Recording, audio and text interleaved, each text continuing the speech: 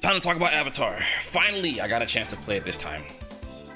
I got a chance to play it more than just playing it on Parsec with friends for an hour. So this time around, I think this game is sick. This game is sick. I had a blast playing this game, and I played only Toph this time. Like, yeah, I tried out Korra, I tried out Aang when I played for that little 30 minutes to an hour with the homie. It was cool, but like, I'm a big Toph Beifong fan. I'm sure a lot of you guys are watching this video. I'm sure a lot of you guys are. So I mean, I had to play the little shit talker. Come on, man, she cool as hell. So from playing Toph, learning more about the game, I started to see that, like, I think the way Avatar is crafted, they really made like a game that's like really about like meter management more so than most games. Most games you get a meter, you manage your super, you manage your EX moves, okay, whoop-de-doo, you know what I mean? And this game feels a lot like Be Smart About It. Kind of sort of like Street Fighter 6. You know what I mean? I know when I say this, the closest thing I can mention is Street Fighter 6, Fatal Fury, or like these games in particular, the way you use your meter, you got to be careful to burn out. I think that this new style of fighting game is actually pretty cool because it makes you think twice about, you know, going into a burnout state. Granted, Avatar's burnout state is nowhere near as crucial as Street Fighter 6 or Fatal Fury, which is great. But it doesn't not have its negatives, right? There's still like, you gotta be careful about that. There are certain characters that have like requirements, like Zuko actually, if he goes into a burnout state and comes out of the burnout state, he does get like a small buff or whatever. I don't remember it off the top of my head, but like he does gain something. So there are those types of requirements that I do want to speak about real quickly because it gives me MK11 vibes. And if you know anything about me in MK11, I liked that game at one point, but then it started to get a little bit more ridiculous as time went on, especially with some of those crushing blow requirements. And this gives me PTSD of that. I hope that this isn't a core aspect of the game, personally, because like, I think it's cool to have these as like minor objectives, but something that's truly impactful, like you gain more damage because you went into burnout. It's like, well, does someone really want to do that? And does this buff last the entire game? Is it just a round? Is it just temporary? Because there are things that are like that in the game, and it's like, I'm okay with these mini objectives, but like I said before, I don't want them to kind of override the main part of the game. But that's just me. There's no telling like what they'll end up doing with this kind of mechanic. It is another way to play fighting games for sure, but like, I don't want to see anything as silly as Kung Lao's don't block to get a crushing blow. Like, if they do something like that, that's gonna hurt the game drastically, and I pray that that's not a thing in the future. That is, any future upcoming characters or any future changes to the characters at all, anything of that nature, I pray that doesn't exist, because, or at least not to that degree, you know. But that's what I think about that. I think the system is good. I think it takes a minute to get used to, because like, it's not like your traditional, like, I guess, chain combo fighting game where you're looking for like standard jump cancels and stuff like that. Like, everything for that is attached to flow, and it makes the game feel a bit more it's restrictive, but not, right? Like, it's restrictive in the sense that its flow is attached to a meter, but at the same time, because it's attached to a meter, you got to be smart about it. You can't just repeatedly do it over and over again, otherwise you'll just get burnt out. So I had like block string pressure I was doing with Toph, for example, where you get into the pillar ride and you like do strings, so she gets her standing normals when she's there, right? Into the boulder toss, and you can jump cancel the boulder toss with flow, or flow jump cancel, because you can do it twice. You can either jump cancel it normally, or you can use flow, and if you use flow, it costs meter. So I think the cost for that in a block string is like 200 meter, right? 100 meter for the flow cancel into the pillar, and then another to jump cancel. So that's, you know, you have to be careful about that, right? It's good for pressure, good to open up your opponent, but you can't repeatedly do it. So I guess you could say Toph taught me how movement can be and how flow cancels can work, more so than the other cast members, because the way that she works is more utility based, which I'll get into a bit in a second. But just to talk about the game, like, I genuinely think this is going to be a good game. Like, I think the developers have I think that they definitely have the intentions to do something great here, and already the foundation is good. It just needs a little bit more refining, which makes sense. But I think for them to have it in this state with the current roster that they have to be this good it's good to see. I think balance is going to take a minute to kind of get right, but from what I've played so far, the vast majority of the cats feels very playable. Aang is probably the only character I saw the least, and that wasn't any different from the last beta. I didn't really see many people use him at all. Many people were just mashing on Korra and Katara, and rightfully so, because Katara at the time, she had like a crazy infinite, which is whatever, or a loop that was really strong, so it makes sense. But nothing changes like my thought process around the game. It just needs a few fine-tuning things. Other than balance, maybe damage output could be lowered a little bit. Some of the damaging opportunities might be a little high for a 1v1 game, like getting an OTG pickup from Toph air throw. Don't get me wrong, I think it's cool because I play that character, but at the same time, you want to keep some of these interactions kind of fair with some of the rest of the roster if they don't have the ability to do that. So I hope that I hope the dev team takes note of that, because it's still cool to be able to get damage off of like almost every interaction, but at the same time, you want to make sure that like the damage is earned. You know, you don't want the damage to be like, oh, you jumped at me, you died. Oh, because anti-airs in the game, which I do want to speak about that. Anti-airs in Avatar to me were throwing me off initially when I saw it, because no character felt like they had like a dedicated anti-air button, save for Aang and Korra. But like the more I watched the game and saw how it was played, I'm like, oh, okay. It's more about dancing around and like finding other ways to anti-air more uniquely, as opposed to just a strict, okay, you jump at me. It helps that Toph's Standing Sea has armor, which makes it easier to anti-air with her, because you can armor through stuff, which still costs HP, right? If they jump at you and you armor through them, whatever button they press, you're still gonna take damage. So it's like a trade-off. I think it's all right. Yeah, each character's flow options are very different. Agreed. Your tester popping in, gotta say Avatar is cool to me. What's up?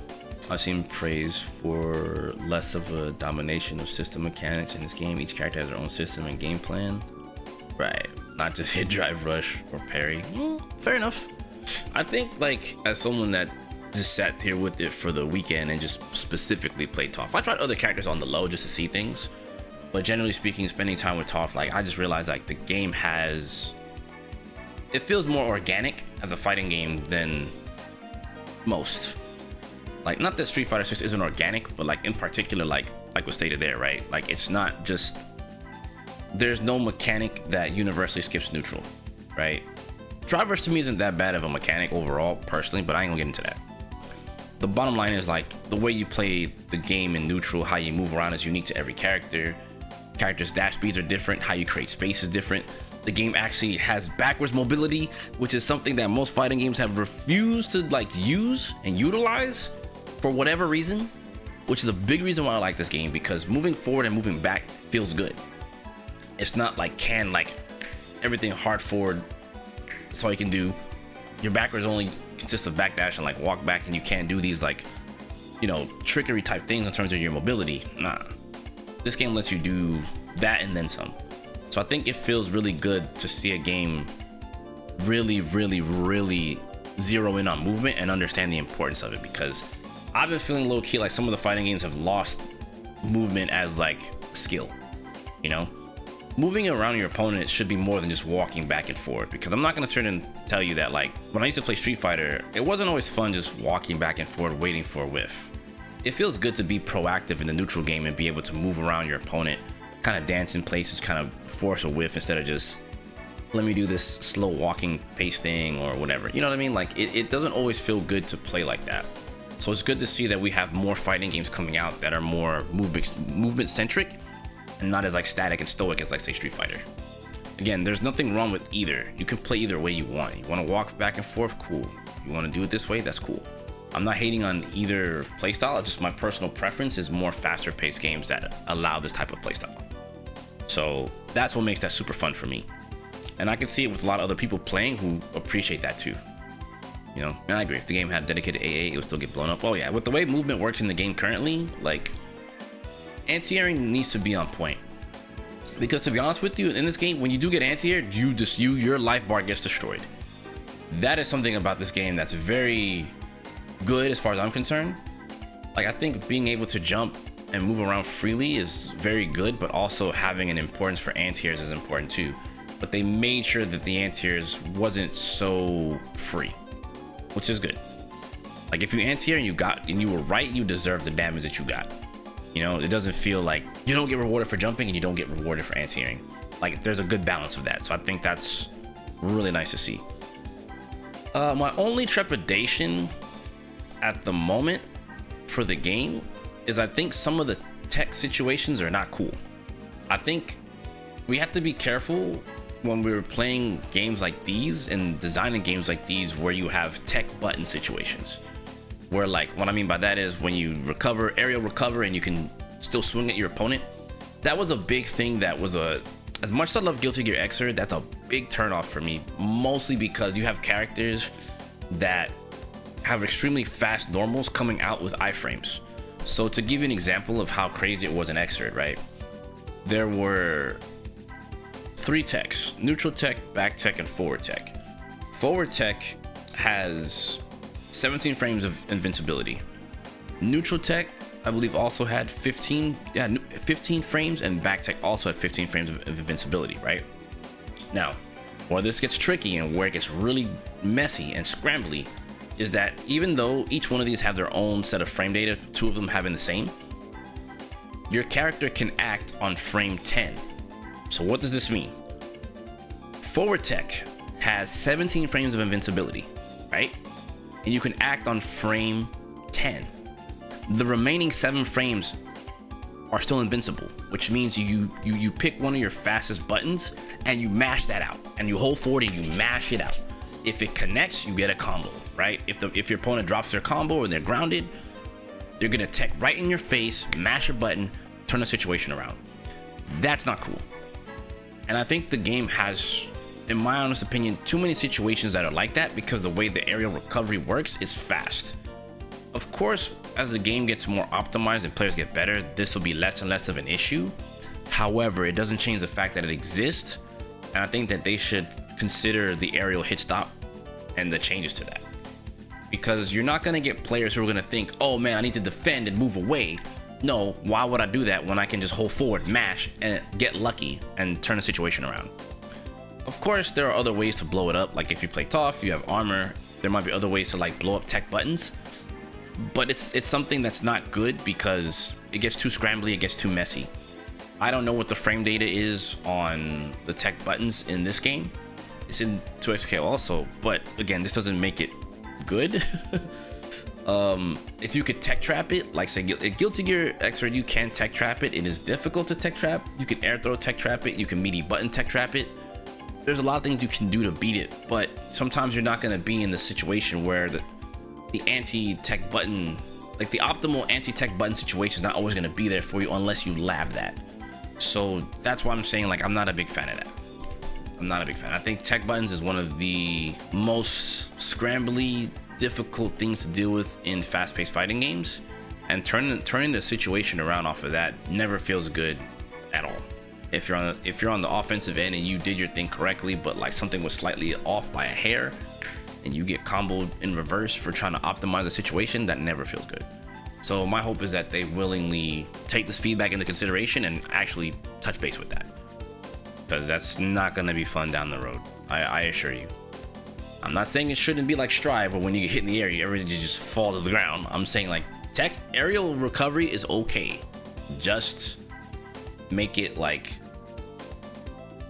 I don't know, extended hit stop of some of the aerial moves would be nice, especially for counter hit. That's kind of where I'm coming from in this standpoint too, right? Because if you counter hit someone in the air, you don't get like extended hit stop by way of say like 2x scale. If you're with the jumping light in the air, like it's still like extended aerial recovery, but not that long. But if you with a higher priority button, so like a medium or heavy, then they're gonna float in the air a lot longer, and you can actually confirm and visually see that. In this game, if you do that with a jumping medium, speaking specifically from TOF, right? You get a little bit of untech time, but the untech time is not always long enough to get a combo. So where you would think you would get a combo, right? Because of, oh, I counter hit them in the air. Okay, cool, I'm landing. I can land and do like, let's say you go for your jab string and just try to like pick it with the easy pickup. That doesn't always work because the extended hit stop from the aerial counter hit is pretty short. So that's where I'm coming from with this regard. Another regard from that, like I noticed something dealing with Korra, one of her combos or something to that effect, like when you recover, I think it's from her command grab in particular combos or something to that effect. don't remember entirely, but it's just a tech situation where you're like barely like if Korra's standing still, you're like right here just mid-high off the ground in the air. And it leads to a situation where Korra can either A, just keep mashing her auto combo and kind of like win there. So it's kind of like, why not just let the opponent just fall? Like if the combo's done, don't leave them in an area recovery state where she can like quote unquote mix you up. That doesn't seem good because it feels like she could just loop that situation over and over again. So it's like, just let me fall. I'd rather not be caught up in another situation where I'm in an aerial recovery situation and I can't really tech forward, even though I'm holding forward. I can't hold forward and tech because there's there's like literally no momentum. So if I'm not really forward teching, then I'm just in another situation trying to mash out, and my button doesn't come out fast enough to try to hit Korra, so I get countered while being stuck in the air anyway. So that doesn't really feel good. So like those situations where you have these like super low tech, like aerial tech situation where it's really low to the ground like that, I just change those interactions completely and make the aerial counter hits feel a bit better from like the jumping mediums and stuff like that, so that, you know, if you're going to get a counter hit and air to air someone that way, then let me confirm. Don't let me hit them, then they get to recover it as I'm landing, and then they get to turn the tide. That feels bad. So that's a big reason why I'm saying this feels bad. But again, that doesn't change the fact that I think the game is cool. It just needs some fine tuning in some other areas. I think that's one area that could be used for fine tuning. Like if I had to say the areas of fine tuning, fix aerial recovery states, fix aerial counter hits to be a bit more massive, lower the damage. I think the game's damage output's really high. That's probably like one of my other big trepidations. Game feels good to play overall, but I feel like when you land a good hit, like you're just dying too quickly. I'm cool with a 3-touch game in terms of like optimal, like by way of optimization. I think maybe a 3 to 4 touch game will feel a little bit better for this game. I think medium risk, medium reward. You know, but anything big can be like you destroy the life bar. But like currently right now, Korra damage is pretty nuts. Toph damage is pretty nuts. Haven't seen much for Aang, but I've seen pretty much everyone else except for Aang. But specifically like Korra and Zuko, like those characters, they just hit immensely hard for like no reason. So I do feel like maybe some of the damage output could be reduced there. Oh yeah, let me mention this too. I almost forgot about this. I think auto combo tracking needs to be adjusted too. I'm not a fan of auto combos having that like left-right tracking to readjust themselves and reorient. That stuff doesn't feel good. Especially from when I was fighting Korra. A lot of Korra players were just mashing the auto combo and just getting rewarded, and I'm like, this doesn't feel good. Not to mention doing a damage check on all the auto combos. I think universally the auto combos should do maybe like, I think it should be like Fatal Fury, where like all the auto combos do a universal set of damage and not like one does more over the other. I noticed Aang doesn't really get much off of his. He has one of the lowest. Actually, he had the lowest damage one from what I tested. I think Korra had the highest, and I think Toph was like second highest for the auto. So I'm like, nothing higher than like maybe 150, 175 damage, please. Giving the auto combo too much cadence is not good. You're not encouraging your players to like learn how to play. You're just letting them kind of get rewarded because it's just this, especially for Korra, where her jab already reaches far, then the second part of the auto combo reaches far, even further, which I get it. I feel like I'd rather them just whiff the jab over and over again than whiff the auto combo, because if the auto combo connects in any way, shape, or form, it feels bad. So that goes back to the aerial tech situation I was talking about. Like they can mash it, and then the second part comes out, and it's like, all right, cool, sick. Now you get a hold confirm. So like that reward for mashing doesn't feel good. I'm not a fan of that. So I hope auto combos do less damage and have reduced tracking and reduced forward like Korra in particular, just reduce the forward momentum. That stuff does not feel good. I personally will be honest and say I don't care like what any dev says, but I think it's cool to have auto combos, but you really gotta consider like how strong you make them, because like you want the player to play the game and graduate from those. Is it like DB's FZ like auto combo or auto corrects? Yes, it can. That's one of the more annoying parts. But like specifically for characters like Korra and like Zuko, who like really have moves that are forward advancing, like it becomes a problem when the second part has hard body forward advancing. So like if you're like when Korra presses jab, it's like cool, and then she does the second jab and she leans all the way in and almost moves as far as her standing medium. So it's like it kind of eliminates the reasoning for using her standing medium, because you can just dash and whiff the light and go for the medium and just keep the forward momentum and still get the same distance as this, and then still have the medium to go into. So it's like, why diminish? You don't want to diminish the reason for using the medium. Of course you'd argue, well, as you get better at the game, you'll just get better with these normals. True, but you need to pull the cadence away from the auto, because if they're going to be mashing the auto combo and still getting rewarded, then it's almost like, what's the point? And that's not for every character, but like for Korra in particular, it's like that's not cool. Yeah, I think like Korra and Zuko, I think they're still really strong. I think Katara is really good. Like I think every character seems pretty good for the most part, except for Aang, but not because I think Aang sucks, just no one played him. I think Aang's pretty good. Just from what I saw, his movement options are, I think Aang's got the best movement in the game next to Toph. But other than those things, I think the game is pretty good. Online feels smooth. Like you get back into matches quickly. Combos feel satisfying. There's a degree of execution in the game which does feel good. I think that's something that's been missing from some of the fighting games. And from playing 2XKO, which is very interesting, and interestingly enough, I think 2XKO has some of the highest execution requirements for a fighting game right now, and they don't even have motion inputs. So I think that's good. This game also facilitates that, so I think that's cool. Other than that, I think the game's fire. It's gonna need some fine tuning for sure.